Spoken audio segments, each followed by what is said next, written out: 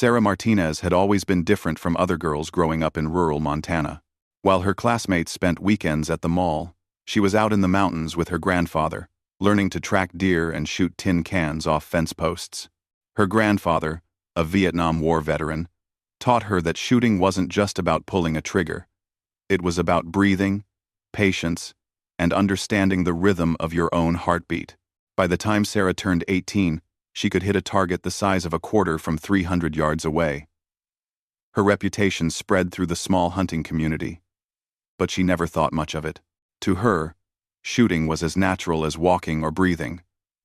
She worked at the local gun shop during the day and practiced at the range every evening, constantly pushing herself to improve. When Sarah decided to join the military at 22, everyone assumed she would take an easy desk job. Instead, she shocked her family by volunteering for combat training. The military recruiters were skeptical at first. She was barely 5 feet 4 inches tall and looked more like a college student than a soldier. But when they saw her test scores and watched her handle a rifle, their attitudes changed quickly. During basic training, Sarah faced constant doubt from her instructors and fellow recruits. Many believed that women didn't belong in combat roles, especially not small-town girls who looked like they belonged in a classroom rather than on a battlefield. The male recruits would snicker when she struggled with the heavier equipment, and some instructors seemed to expect her to quit at any moment. But Sarah had something that many of her critics didn't expect: an iron will inherited from generations of strong Montana women. Her great-grandmother had run a ranch during the Great Depression, and her mother had worked 2 jobs to support the family after her father left. Giving up wasn't in Sarah's DNA. The turning point came during advanced marksmanship training. While other recruits struggled to hit targets at standard distances, Sarah was consistently placing shots in tight groups that amazed even the most experienced instructors. Her rifle seemed like an extension of her body, and she could adapt to different weapons faster than soldiers who had been training for years. Word of Sarah's shooting abilities began to spread throughout the base. Instructors would bring other soldiers to watch her shoot, and soon, she had developed a reputation as something of a phenomenon. However, with recognition came increased scrutiny and pressure. Some people believed she was just lucky, while others thought she was receiving special treatment because she was a woman. The real test came when Sarah was selected for an elite sniper training program. Only the top marksmen from each base were invited, and Sarah was the first woman ever chosen from her facility. The program was held at a specialized training center in Virginia, where the military's best shooters learned advanced techniques and worked with cutting-edge equipment. When Sarah arrived at the Virginia facility, she immediately felt the weight of expectation and skepticism. The other participants were all men, most of them seasoned soldiers who had already proven themselves in combat. They looked at her with expressions ranging from curiosity to outright hostility. Some whispered among themselves, clearly questioning whether she belonged there. The head instructor, Master Sergeant Rodriguez, was a tough veteran who had trained snipers for over 15 years. He had seen countless soldiers come through his program, and he prided himself on maintaining the highest standards. When he saw Sarah's name on the roster, he had serious doubts about whether the military was lowering its standards to accommodate political pressure. During the first week of training, Sarah performed well, but not exceptionally. The pressure of being watched and judged seemed to affect her normally steady hands. She hit her targets consistently, but her groups weren't as tight as they had been during her previous training. Some of the other participants began to whisper that she was just an average shooter who had been overhyped because of her gender. The situation became more complicated when a group of Navy SEALs arrived at the facility for cross-training exercises. These elite warriors were used to working with the best of the best, and they had little patience for anyone they perceived as weak or unqualified. When they learned that a woman was part of the sniper program, many of them made no effort to hide their skepticism. Chief Petty Officer Marcus Thompson, a SEAL with 12 years of combat experience, was particularly vocal in his doubts. He had served multiple tours in Afghanistan and Iraq, and he believed that combat was no place for women. When he saw Sarah at the range, he made several loud comments about diversity hires and political correctness that were clearly intended for her to hear. Sarah tried to ignore the comments and focus on her training, But the constant scrutiny was wearing her down. Her shooting began to suffer. And for the first time since arriving at the facility, she started to miss targets that she should have hit easily. The misses were small, just outside the required zones. But in a program where perfection was expected, any mistake was significant. Master Sergeant Rodriguez noticed Sarah's declining performance and called her into his office. He was a fair man, but he was also responsible for maintaining the program's reputation. He told Sarah that if her performance didn't improve quickly, she would be removed from the program and sent back to regular duty. That evening, Sarah sat alone in her barracks room, staring at her rifle. She had never faced this kind of pressure before, and she was beginning to doubt herself for the first time in her life. The weapon that had always felt natural in her hands now seemed foreign and unwieldy. She wondered if perhaps the critics were right. Maybe she didn't belong in this world after all. The next morning brought a new challenge that would change everything. During routine equipment inspection, Sarah's rifle was found to have a jammed bolt mechanism. The armorer estimated that it would take at least 2 days to get replacement parts, which meant Sarah would miss crucial training sessions. The timing couldn't have been worse, as her performance was already under scrutiny. Chief Thompson heard about Sarah's equipment problems and saw an opportunity to prove his point about her unsuitability for elite military service. He approached Master Sergeant Rodriguez with a proposal that seemed designed to humiliate Sarah and force her out of the program once and for all. The stage was set for a confrontation that would test not just Sarah's shooting abilities, but her character and determination in the face of overwhelming doubt and criticism. Chief Thompson's proposal was simple and seemingly reasonable on the surface.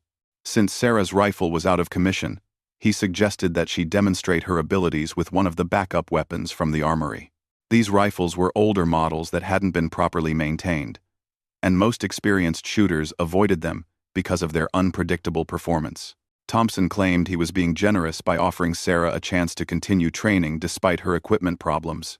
Master Sergeant Rodriguez was suspicious of Thompson's motives, but he couldn't find fault with the logic. The military taught soldiers to adapt to any situation, and using unfamiliar equipment was part of that training. He agreed to the arrangement, but warned Thompson that any interference or harassment would result in disciplinary action. Sarah accepted the backup rifle without complaint, though she immediately noticed several problems with the weapon. The bolt action was stiff and required extra force to operate smoothly.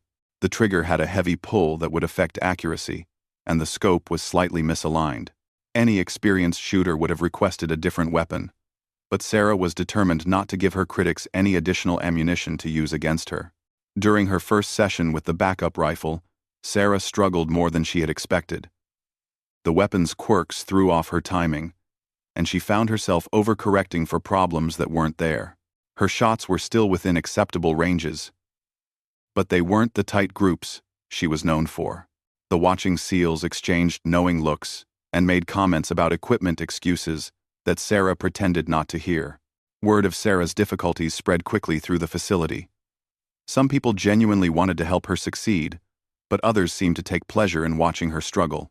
The atmosphere became increasingly tense, with clear divisions forming between those who supported Sarah and those who wanted to see her fail. Chief Thompson escalated the situation by approaching some of the other sniper candidates and suggesting that Sarah's continued presence in the program was affecting morale and training effectiveness. He argued that she was receiving special treatment that wouldn't be available to male candidates in similar situations. Several of the candidates began to openly question why Sarah was being allowed to continue training when her performance was clearly below standard. The pressure reached a breaking point during a group training session when Sarah's backup rifle experienced a complete bolt jam.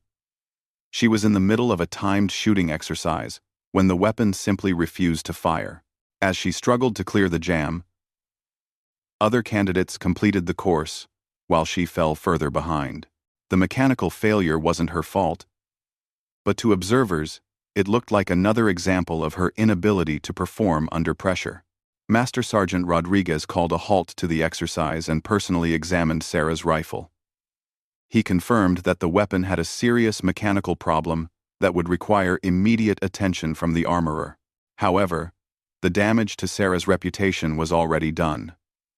Several candidates openly suggested that she should be removed from the program until she could demonstrate consistent performance with reliable equipment. That evening, tension in the dining facility was thick enough to cut with a knife. Sarah sat alone at a corner table, picking at her food, while conversations swirled around her. She could feel eyes watching her from across the room, and she heard fragments of discussions about standards and qualifications that she knew were about her. Chief Thompson chose that moment to make his move. He approached Sarah's table with several of his SEAL teammates in tow, their body language clearly indicating that this wasn't a friendly social visit. Thompson's voice carried across the dining room as he spoke, ensuring that everyone could hear his words. "Martinez," he said, using her last name in a way that somehow managed to sound both official and dismissive. "I've been thinking about your situation, and I want to help you out. My team and I have discussed it, and we think you deserve a fair chance to prove yourself without any equipment excuses." Sarah looked up from her meal, immediately suspicious of Thompson's apparent change in attitude. She had learned to be wary when people who had been hostile suddenly offered help. The SEALs standing behind Thompson wore expressions that ranged from amusement to anticipation, as if they were watching a show they expected to enjoy. "What kind of chance?" Sarah asked carefully, setting down her fork and meeting Thompson's gaze directly. She had learned never to show weakness or uncertainty, especially when surrounded by potential adversaries. Thompson's smile was predatory as he outlined his proposal. He suggested a special demonstration that would put all questions about Sarah's abilities to rest once and for all. She would use a weapon selected by the SEALs, one they guaranteed would function perfectly. The targets would be set at standard sniper distances, and she would have unlimited time to take her shots. If she could match the performance standards expected of program graduates, all criticism of her abilities would stop. The proposal sounded reasonable, but Sarah sensed a trap. Thompson's tone was too friendly, and his teammates looked like they were suppressing laughter. She asked for more details about the specific requirements and conditions of the demonstration. Thompson's answer revealed the true nature of his challenge. The demonstration would take place the following afternoon, with all training personnel invited to observe. Sarah would be required to engage targets at distances ranging from 400 to 800 meters, well within the capabilities of any qualified sniper. However, there was one additional condition that Thompson presented as a minor detail. To ensure that her success was based purely on skill, rather than familiarity with the weapon, she would need to complete the course while blindfolded. The dining hall fell silent as Thompson's words sank in. Several people laughed nervously, assuming he was joking. Shooting while blindfolded was not just difficult, it was essentially impossible at the distances he was proposing. Even the most skilled marksmen in the world would struggle to hit targets they couldn't see at ranges where wind and elevation adjustments were critical. Sarah stared at Thompson for a long moment, processing the full implications of his challenge. This wasn't a fair test of her abilities. It was an elaborate setup, designed to humiliate her and force her out of the program. No reasonable person would accept such impossible conditions, and Thompson clearly expected her to back down and admit defeat. The smart move would have been to decline the challenge and file a complaint about harassment. Sarah could have pointed out the obviously unfair nature of the test and demanded reasonable accommodations for her equipment problems. Any objective observer would have sided with her and condemned Thompson's behavior. But Sarah Martinez had never been accused of always making the smart move. She thought about her grandfather, who had taught her that sometimes you have to take a stand even when the odds are against you. She remembered her mother, who had never backed down from a challenge, even when facing impossible circumstances, and she thought about all the women who might follow in her footsteps, watching to see if she would fight for her place or quietly fade away. Sarah stood up from her table, her chair scraping loudly against the floor. Every eye in the dining hall was focused on her as she faced Thompson and his teammates. Her voice was steady and clear as she accepted the challenge, agreeing to attempt the impossible task of hitting precision targets while blindfolded. The SEALs exchanged glances of surprise and satisfaction. They had expected her to refuse, which would have given them grounds to claim she was afraid to test her abilities fairly. Instead, she had walked directly into their trap, agreeing to conditions that would inevitably lead to her failure and removal from the program. Word of the challenge spread through the facility within hours. Some people were excited by the prospect of witnessing an unprecedented demonstration of marksmanship skill. Others were appalled by what they saw as a cruel setup designed to destroy Sarah's career. The controversy divided the base into camps, with heated arguments breaking out about fairness, standards, and the proper treatment of female soldiers. Master Sergeant Rodriguez was furious when he learned about the challenge, but he was caught in an impossible situation.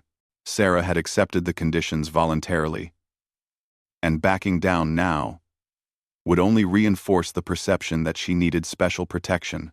He tried to talk her out of the demonstration, pointing out that failure would not just end her career in the sniper program, but would likely become legendary throughout the military community. Sarah listened to his concerns but refused to withdraw from the challenge. She spent the rest of the evening cleaning and preparing her grandfather's old hunting rifle, which she had been allowed to bring as a personal weapon. The familiar feel of the worn wooden stock gave her some comfort, but she knew that even her most trusted weapon wouldn't be enough to overcome the impossible conditions she had agreed to face. The morning of the demonstration arrived gray and overcast, with a steady crosswind that would make even normal shooting challenging. Sarah woke before dawn and spent an hour in meditation, a practice her grandfather had taught her for calming the mind before difficult shots. She ate a light breakfast and avoided the crowds of soldiers who had gathered to discuss the upcoming event. By noon, nearly every person on the base had found an excuse to be near the shooting range. Word had spread beyond the immediate facility. Word had spread to an expiring range, and several high-ranking officers had arrived to witness what many were calling either the greatest demonstration of marksmanship skill in military history or the most spectacular failure ever attempted.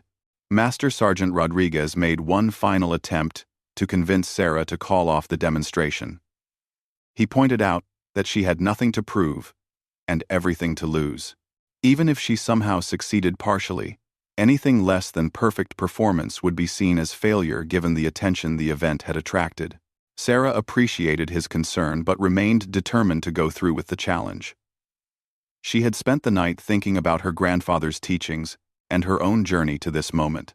Whether she succeeded or failed, she would not give her critics the satisfaction of seeing her back down from a challenge she had accepted. The range setup was more elaborate than anyone had expected. Targets had been placed at 4 different distances: 400, 500, 600, and 800 meters.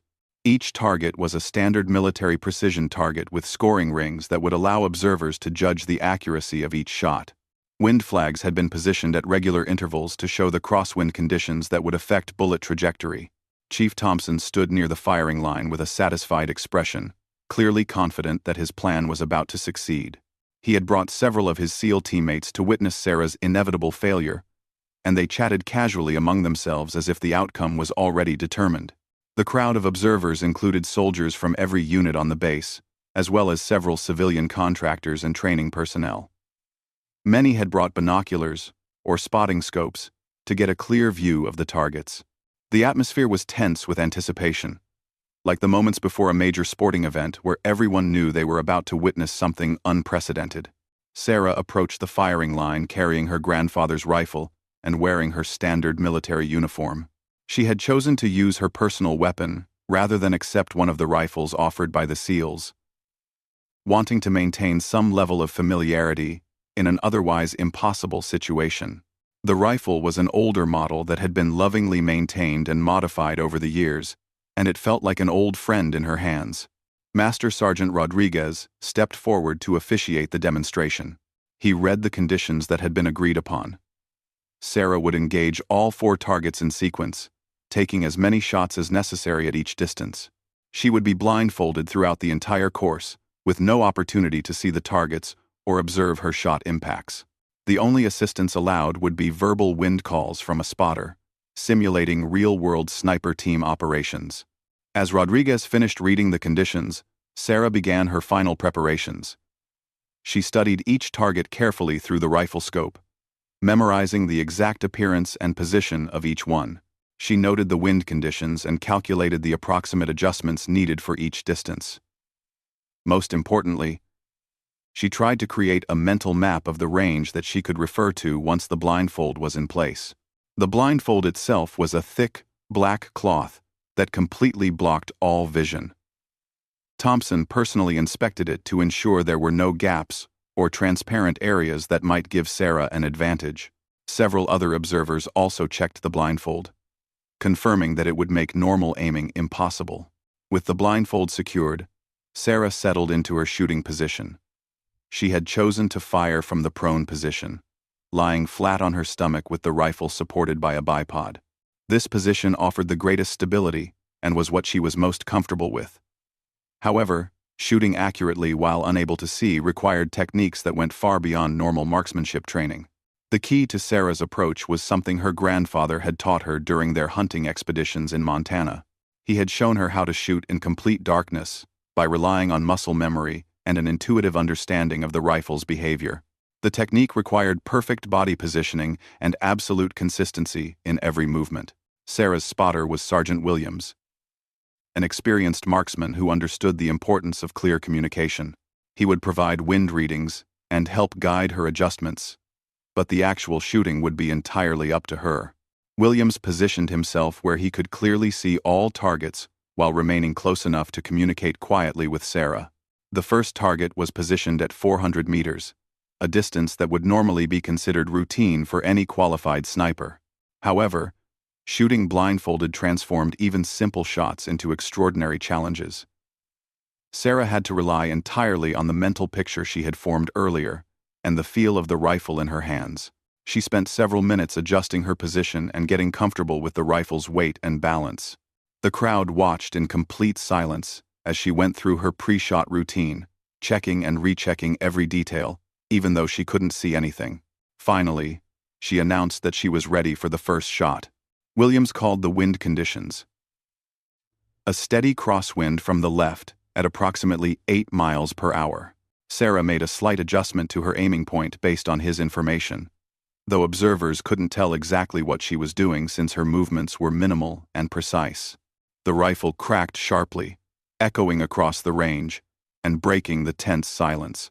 Through spotting scopes and binoculars, observers watched the target at 400 meters. For a moment, there was no reaction from the crowd, as people struggled to locate the bullet impact on the target. Then Williams called out the result in a voice that carried clearly across the range. Hit, center ring. The shot had landed within inches of the target's center, a result that would have been impressive under normal conditions and seemed impossible given the circumstances. A murmur of surprise and excitement rippled through the crowd. Many people had expected Sarah to miss the target entirely, and some had wondered if she would even be able to fire in the general direction of the targets. Instead, her first shot had been more accurate than many sighted shots fired by experienced marksmen. Chief Thompson's confident expression faltered slightly, but he quickly recovered his composure. One lucky shot didn't prove anything, he told himself and his teammates. The remaining targets were at greater distances where even small errors would be magnified dramatically. Sarah cycled the bolt action and prepared for her second shot at the same target. The course rules allowed multiple shots at each target, and she wanted to confirm that her first hit wasn't just luck. She made a slight adjustment based on Williams' feedback about the previous shot's impact point and settled into her firing position again. The second shot struck even closer to the target's center, prompting gasps of amazement from several observers. Sarah had not only repeated her success, but had actually improved her accuracy. The crowd began to buzz with excited conversation as people tried to understand what they were witnessing. For the third shot, at 400 meters, Sarah decided to attempt something that even she wasn't sure was possible. Instead of aiming for the center of the target, she told Williams that she was going to try to hit a specific scoring ring on the upper right portion of the target. It was an incredibly precise shot that would require perfect wind compensation and elevation adjustment. The rifle spoke again, and this time, the reaction from the crowd was immediate and dramatic.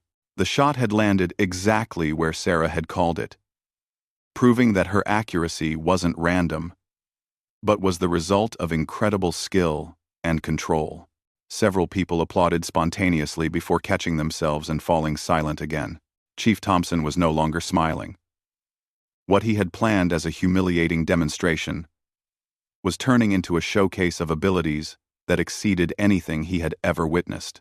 He began to realize that his assumptions about Sarah's skills had been completely wrong, and that he had seriously underestimated what she was capable of achieving. The second target was positioned at 500 meters, where wind effects became more pronounced and accuracy requirements increased significantly. Sarah spent several minutes discussing wind conditions with Williams and making calculations that only she could understand. The crowd watched in fascination as she went through her mental preparation, seeming to visualize something that no one else could see. Her first shot at 500 meters was slightly off-center but still within the target's high-scoring rings. Williams called corrections, and Sarah's second shot moved closer to the center. By her third shot, she had found her mark again, placing rounds with precision that defied explanation. The 600-meter target represented the kind of distance where environmental factors could dramatically affect bullet trajectory. Small errors in wind reading or elevation adjustment would result in complete misses at this range. Sarah knew that this target would be her greatest challenge yet, and she took extra time to prepare. Williams provided detailed wind information, calling changes in direction and speed that only an experienced spotter would notice. Sarah processed this information and made adjustments that seemed impossibly precise given her inability to see the target or observe her shot impacts. Her shooting at 600 meters was perhaps the most impressive of the entire demonstration. Each shot built upon the previous one, with Sarah making adjustments that showed a deep understanding of ballistics and environmental conditions. By the time she finished with that target, even the most skeptical observers were beginning to believe they were witnessing something truly extraordinary. The final target at 800 meters represented the ultimate test of Sarah's abilities. At this distance, bullets took over a second to reach the target, during which time wind conditions could change multiple times. The margin for error was virtually non-existent, and even experienced snipers, with full use of their vision, would struggle to achieve consistent accuracy at this range. Sarah took longer to prepare for the 800-meter shots, spending several minutes in what appeared to be deep concentration. She made subtle adjustments to her position and had Williams repeat wind calls several times to ensure she had the most current information. When she fired her first shot at the distant target, the crowd held its collective breath. The bullet's flight time seemed endless, and observers strained to see the impact through their optical devices. Williams paused for what felt like an eternity before making his call. "Dead center," he announced, his voice carrying a note of awe that reflected the amazement of everyone present. The shot had struck within the innermost scoring ring of the target, an achievement that would have been remarkable under any conditions. Sarah fired 2 more shots at the 800-meter target, each one landing in the center region and confirming that her accuracy wasn't accidental. When she finally set down her rifle and removed the blindfold, the silence that had dominated the range was broken by spontaneous applause that started slowly and built to a thunderous ovation. Chief Thompson stood motionless, his face pale and his expression stunned.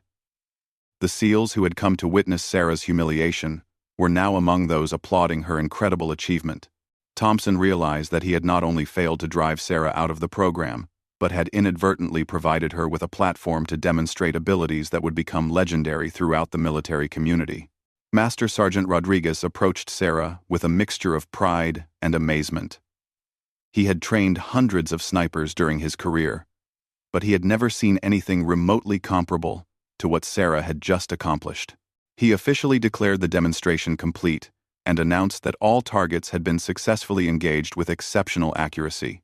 Word of Sarah's achievement spread throughout the military within hours.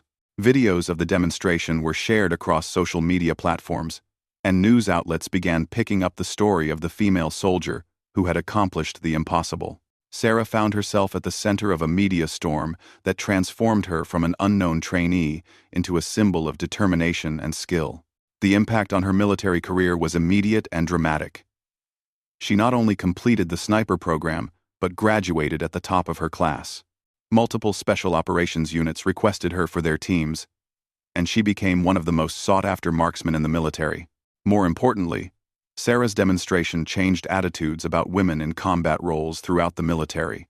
Her success couldn't be dismissed or explained away, and it forced many skeptics to reconsider their assumptions about female capabilities in elite military positions. Chief Thompson eventually approached Sarah privately to apologize for his behavior and acknowledge that he had been completely wrong about her abilities. He admitted that witnessing her demonstration had been one of the most humbling experiences of his military career and had changed his perspective on women in the military. Sarah accepted his apology graciously, but made it clear that her goal had never been to prove anything to her critics. She had simply wanted to serve her country to the best of her abilities, regardless of what others thought about her qualifications. Years later, Sarah's blindfolded shooting demonstration was still talked about in military training facilities around the world. It had become a legendary example of what was possible when skill, determination, and courage combined to overcome seemingly impossible obstacles. For Sarah, it remained a reminder that sometimes the greatest victories come not from defeating enemies, but from proving to yourself that you can accomplish anything you set your mind to achieve.